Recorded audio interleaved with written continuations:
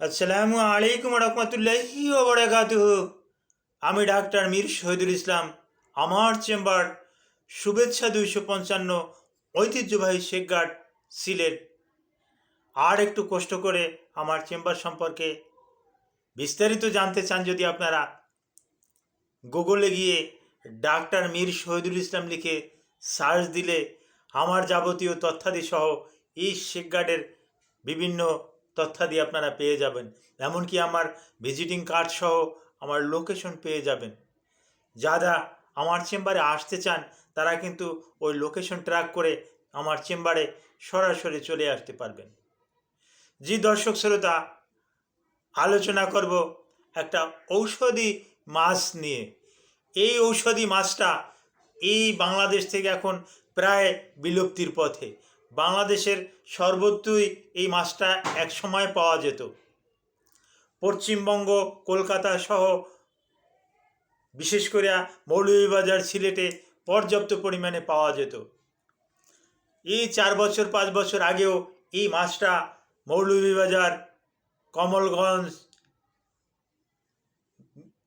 ওই সমস্ত এলাকাতে, রাজনগর পর্যাপ্ত পরিমাণে পাওয়া যেত। মাছটার নাম রানী মাছ। কেউ কেউ এই মাছটাকে বলে সুন্দরী মাছ, কেউ কেউ এই মাছটাকে বলে বেতিঙ্গা মাছ, কেউ কেউ এই মাছটাকে বলে বৌ মাছ। তো একাধিক নামে এই মাছটা পরিচিত। তবে রানী মাছ, এটা বই পুস্তকে এই মাছটা লেখা আছে রানী মাছ। আপনি একটু গুগলে সার্চ দেন রানী মাছ লিখে, দেখবেন রানী মাছের ছবিগুলো আপনি পেয়ে যাবেন। এই মাছটা 3 থেকে 4 ইঞ্চি, 4.5 ইঞ্চির মতন লম্বা হয়। মাছটায় কাটা, একটা কাটা বেলে মাছের মতো একটা কাটা। মাছটায় ছোপ ছোপ, অর্থাৎ রয়্যাল বেঙ্গল টাইগারের যে রকমের দাগ, ঠিক রয়্যাল বেঙ্গল টাইগারের মতন দাগ দাগ দাগ কাটা আছে। মাছটার ছবিটা আমি থাম্বনেইলে আমি দিয়ে দেব। সরি। তো এই মাছটা কেন, এই মাছটা নিয়ে আমি ভিডিও করতে যাচ্ছি। এই মাছটা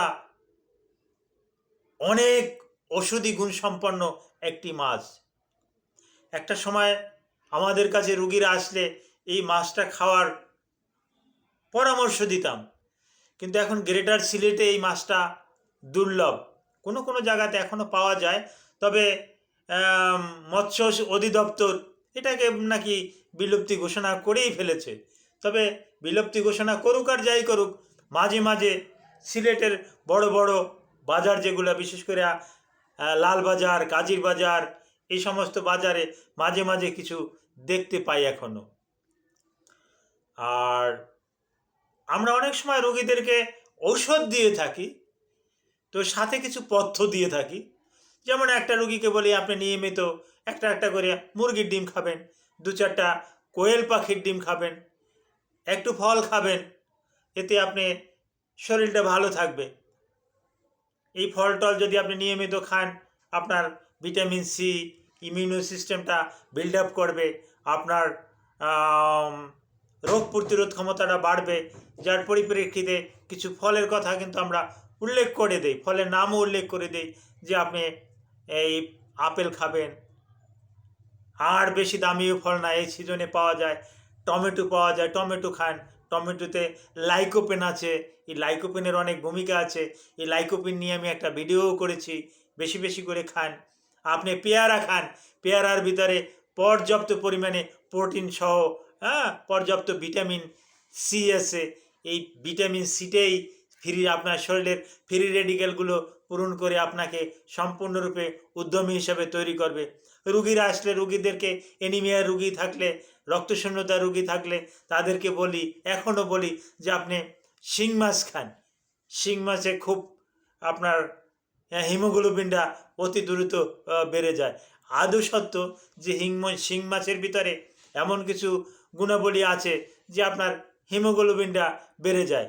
অনুরূপ এই যে মাছটার কথা বলছি, রানী মাছ, বৌ মাছ, সুন্দরী মাছ, এই মাছটার ভিতরে প্রচুর পরিমাণে ওমেগা-3 পাওয়া যেত। ইপিএ আছে, ডিএইচএ আছে, ডেকোসা হ্যাক্সানয়েড অ্যাসিড আছে, ইকোসা প্যান্টানোয়িক আছে, ওমেগা 3 আছে, ওমেগা 6 আছে, ওমেগা 9 আছে, লট অফ, যার পরিপ্রেক্ষিতে আপনার ব্রেনটাকে ভালো রাখতো। স্ট্রোকের রুগী আসলে এটা খেতে দিতাম, বলতাম যে না, আপনার স্মরণশক্তি আবার ফিরে আসবে। ফিরে আসতো। দেখা যাচ্ছে স্ট্রোকের রুগী আসলো, দেখা গেছে তার সন্তানকে চেনে না, তার স্বামীকে চেনে না, স্বামী তার স্ত্রীকে চেনে না, কিন্তু দীর্ঘদিন যদি এই রানী মাছটা খাওয়া হতো তাহলে দেখা যেত যে সে সত্যি সত্যিই চেনে। কেনই বা চিনবে না? এর ভিতরে এরকম প্রপার্টিস আছে, ব্রেনটাকে ক্লিন করার জন্য যা কিছু আছে দরকার, সেটা ওই বউ মাছের ভিতরে আছে, রানী মাছের ভিতরে আছে। এর ভিতরে বারবার বলতেছি ওমেগা 3 পর্যাপ্ত পরিমাণে। অন্য অন্য যে সমস্ত প্রোটিন, হ্যাঁ, অন্য অন্য যা কিছু থাকার দরকার তা তো আছেই, শুধু ওমেগা 3টার কথাই বললাম। ওমেগা 3 সিপিসেও আছে।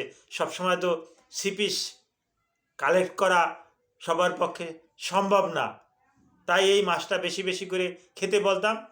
খেত, খেয়ে রুগীরা ভালো হয়ে ফিরে আসতো। কিন্তু কালের বিবর্তনে এই মাছটা এখন বিলুপ্তির পথে। এখনও বড় বড় বন্দরে আমরা দেখতে পাই, মাঝে মাঝে লালবাজারে, হ্যাঁ, কাজির বাজার, পাইকারি বাজারে, ওই সমস্ত বাজারে কিছু কিছু দেখতে পাই, আগের মতন অত না। আর মাছটা খুব সুস্বাদু, যারা খেয়েছেন তারা জানেন যে মাছটার স্বাদ কী। আর মাছটা দেখতে অত্যন্ত সুন্দর একটা মাছ, চমৎকার একটা মাছ।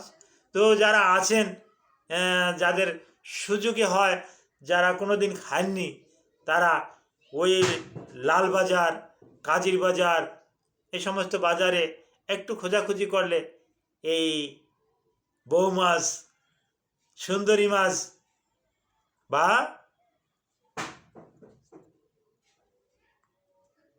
কী মাছ বললাম, রানী মাছ, এই রানী মাছটা পেয়ে যাবেন।